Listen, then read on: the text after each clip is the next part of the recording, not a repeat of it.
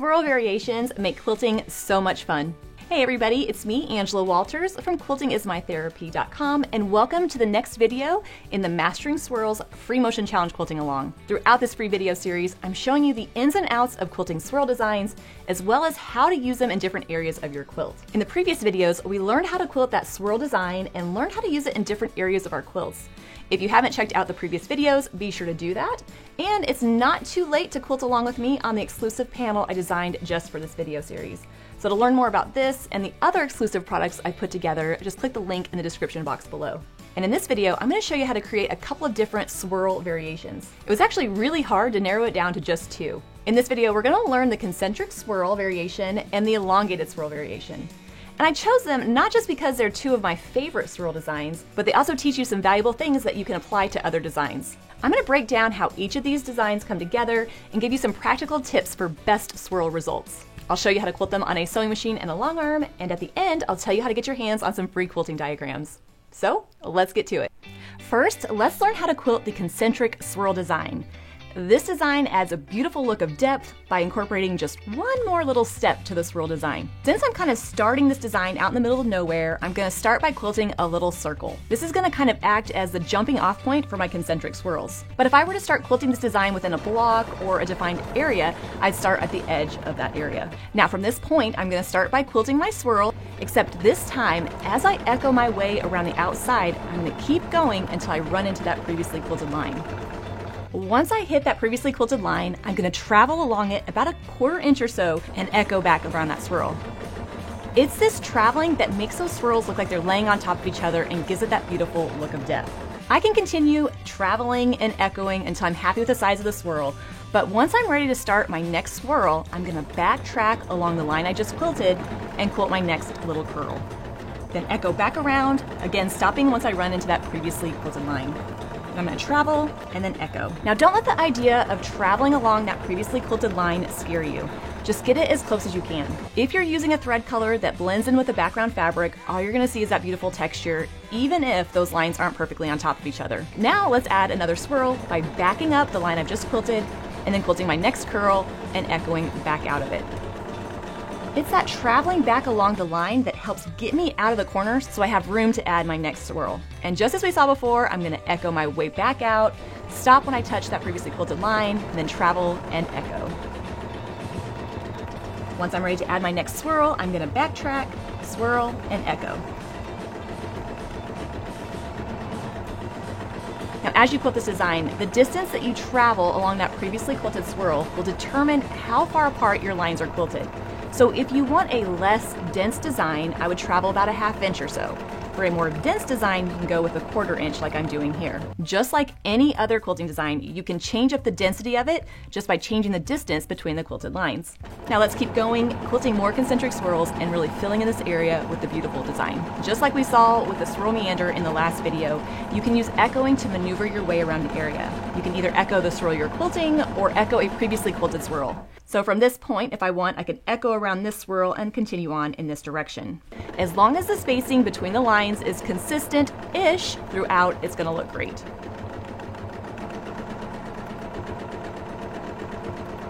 Since this design incorporates traveling, it's going to take a little bit longer to come together than, let's just say, your swirl meander. So I'm going to use this design in areas where you can really see it, so in tonal fabrics or solid fabrics. If I can't see the quilting I'm doing anyway, I'm going to do just a regular swirl meander because it goes a little bit quicker.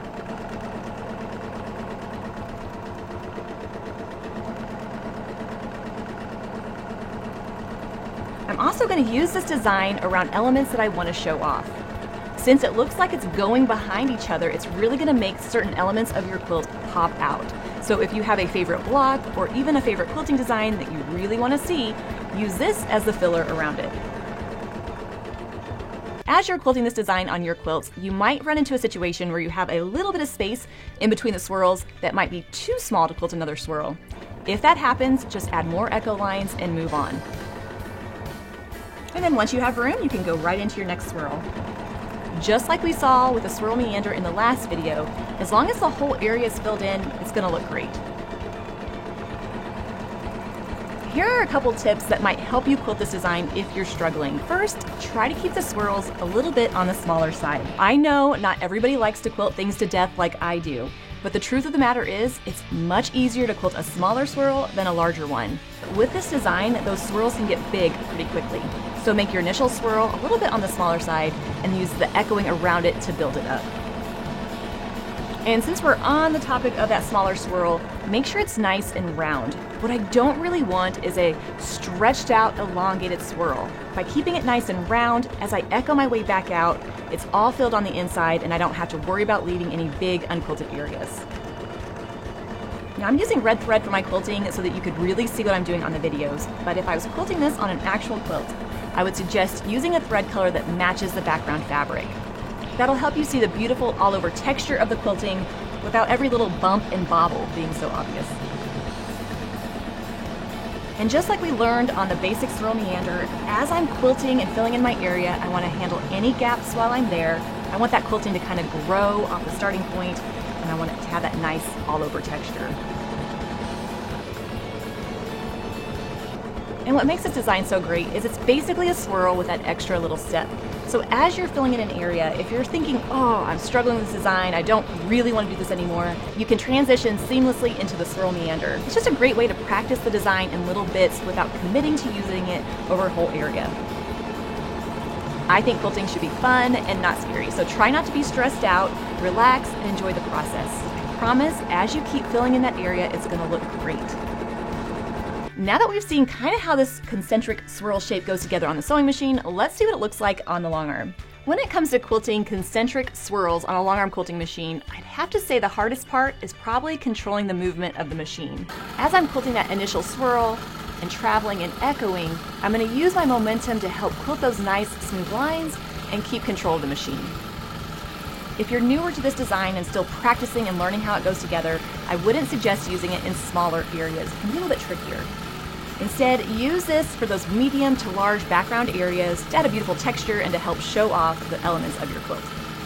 Then, once you get the hang of how it goes together, then you can squeeze it into all sorts of little spots. Just remember, I want to keep quilting those echo lines until they run into the edge of something, travel, and continue on.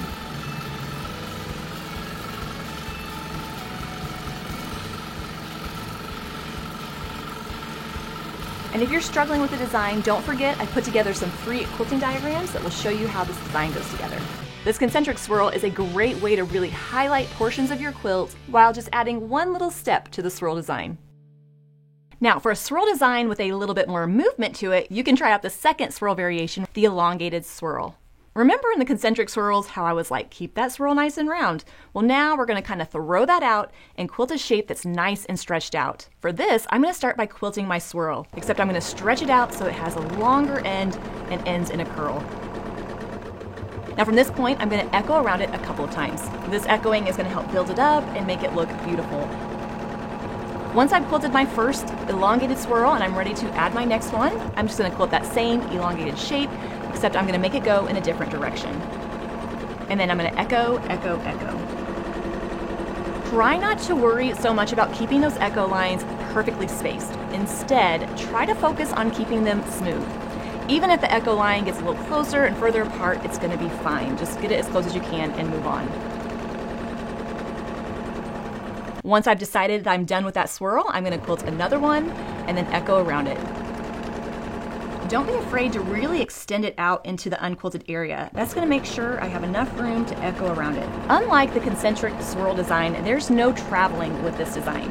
So as soon as the foot of my machine approaches a previously quilted line, I know it's time to stop and change direction. For instance, as my foot is approaching this previous swirl, I know it's time to stop, and I can quilt my next one going in a different direction, extending it out into that unquilted area and then echoing around it.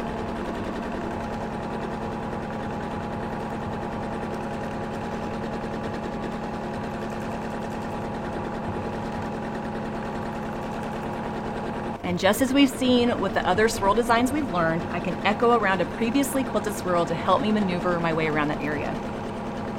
As long as the spacing between the echo lines and the swirls are kind of similar, it's just going to kind of blend into the rest of the quilting and look beautiful. And And as I'm quilting these swirls, I'm definitely going to run into situations where I have gaps or unquilted areas in between them. If that happens, I can use echoing to fill that in, or I can just quilt some regular swirls until that area is filled in and move on. Remember, it doesn't matter what you quilt, just make sure the whole thing is filled in and it's going to look great. It's not the size of the swirl that will determine the density, it's the spacing between those echo lines. So if I'm quilting this design on a sewing machine, my swirls might be a little bit shorter than they would on a long arm, but that's totally fine. As long as I keep that spacing consistent, no matter what size the swirl is, it's going to be fine. This design needs some room to kind of develop, so I'm going to use this in larger background areas. I can definitely fit it in smaller areas if I shrink down the spacing between the lines, but it can be a little bit tricky, especially if you're new to quilting this design. As you're filling in the area with these elongated swirls, you can branch off into a new swirl at any point.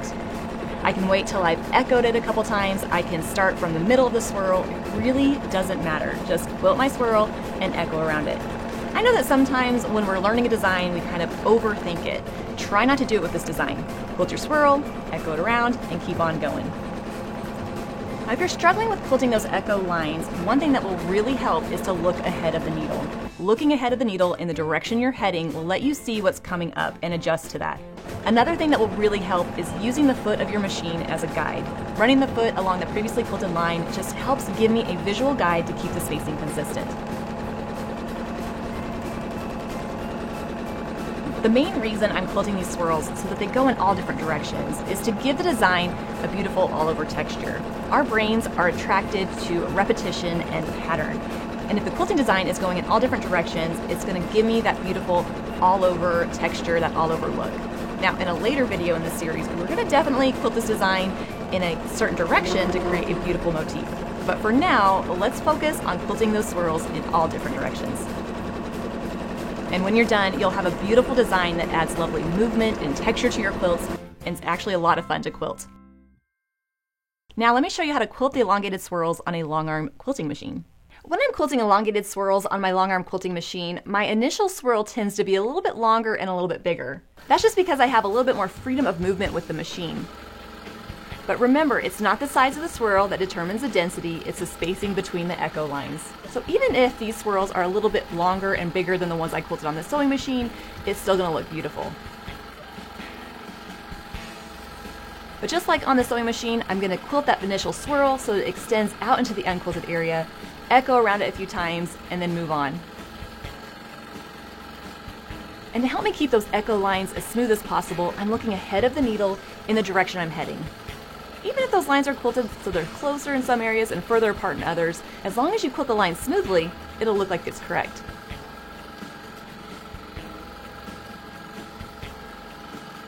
And remember, I don't want any traveling or touching with this design.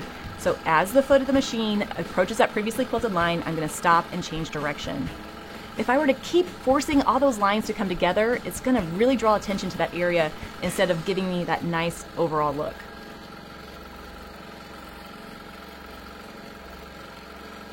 Now it's your turn. If you're quilting along with me on the custom panel I designed for this video series, go ahead and fill in the areas highlighted in red. For more of a challenge, outline some of the blocks in the prints to create obstacles to work your way around. This is also the perfect time to quilt the center motif on the panel. I used serpentine lines in the light gray portions and quilted swirls in the rest of the area. You can try quilting it like this or come up with your own design ideas. As always, I've put together some free downloadable quilting diagrams that will show you how to create these designs so you can trace over them and get the hang of how they go together. Or if you need a little bit more help, a little bit more assistance, you can check out the expanded resource PDF that I put together.